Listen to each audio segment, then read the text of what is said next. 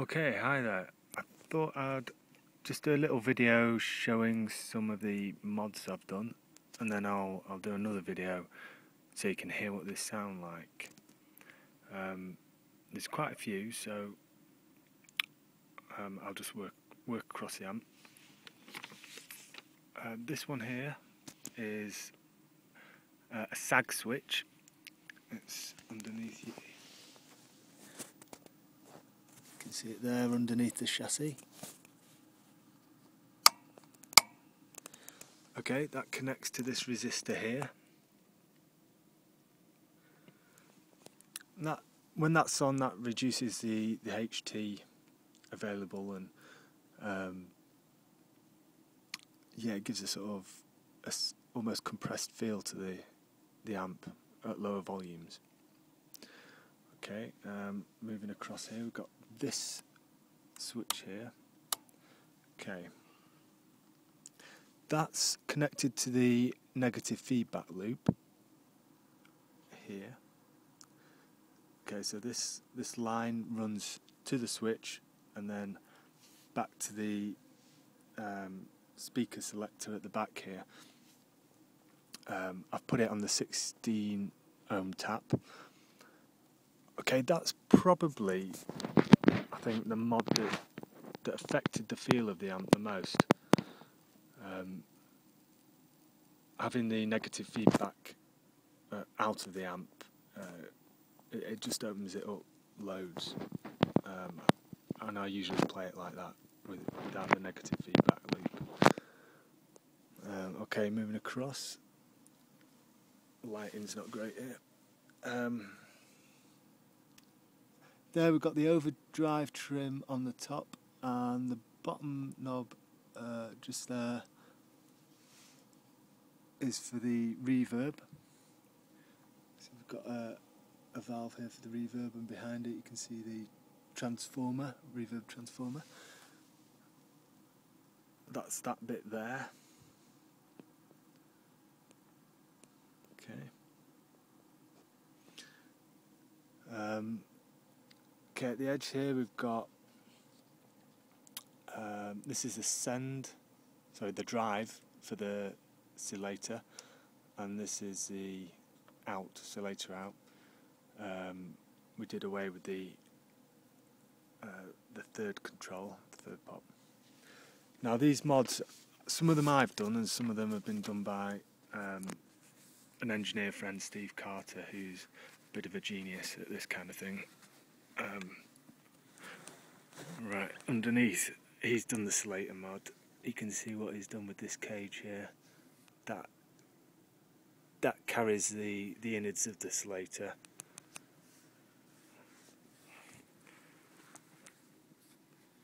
And there it connects into the two pots at the back.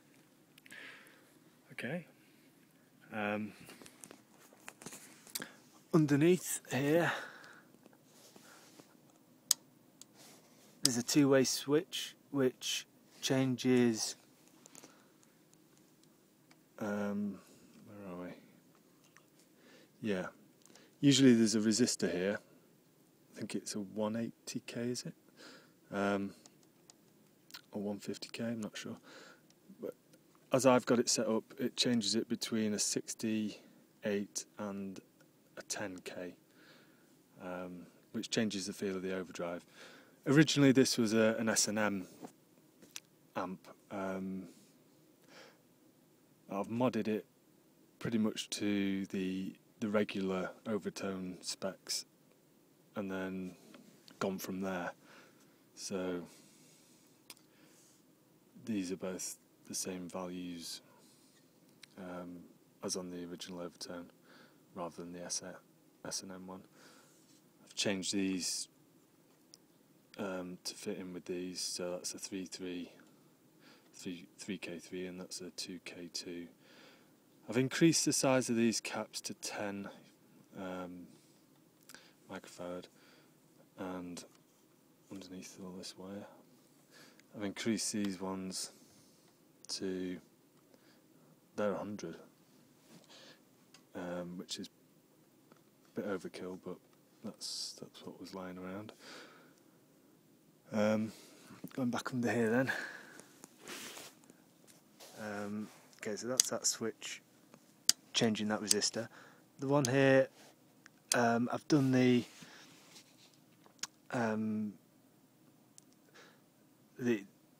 Dr. Ica mod for the negative feedback on valve 1.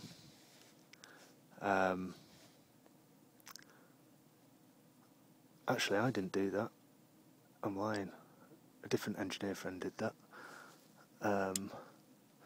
So now that goes from being totally bypassed to 0.05 UF or 470 picofarad.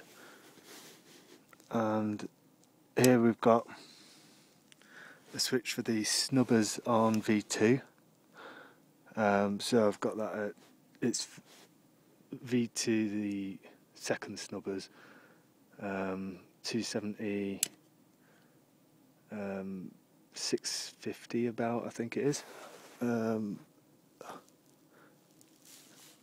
Just a minute, I'll read that. Sorry, 270, 670, or about 1,000. You can see that there. Okay, I think that's it for the back. On the front here we've got a 12-way rotary switch which changes the slope resistor value. Now, I think that goes between 220 down to about 4K.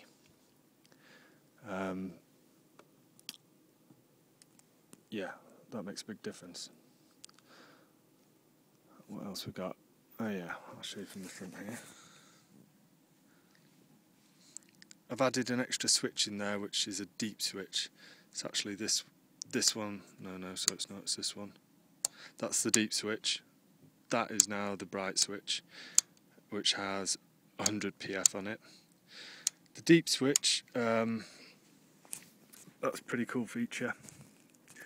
And I've connected it via these wires here to another rotary, so you can change the cap value on the deep switch.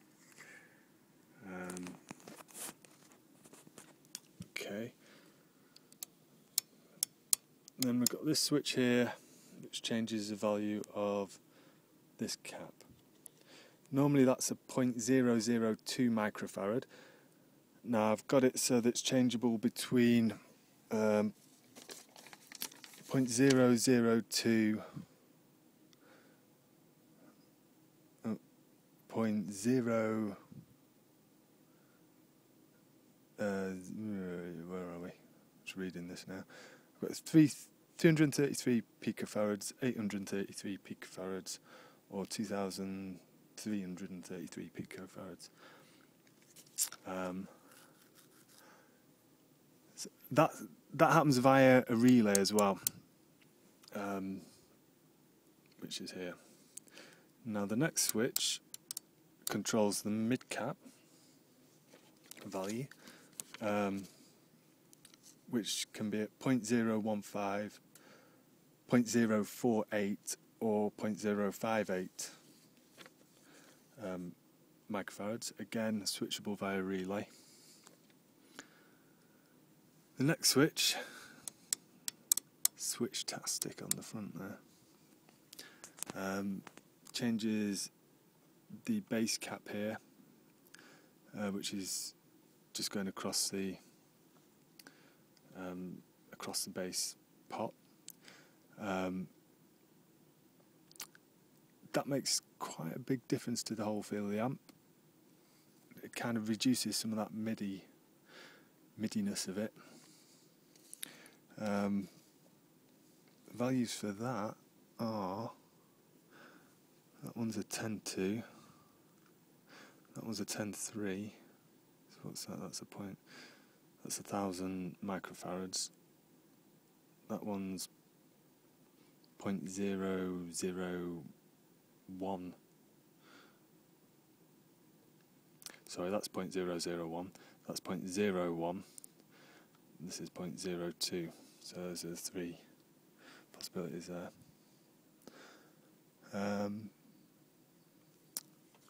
This wire here is for the oscillator connected to the master volume there. I think that might be everything. Yeah, I reckon that's probably about it. I think, yeah, like I say, the biggest thing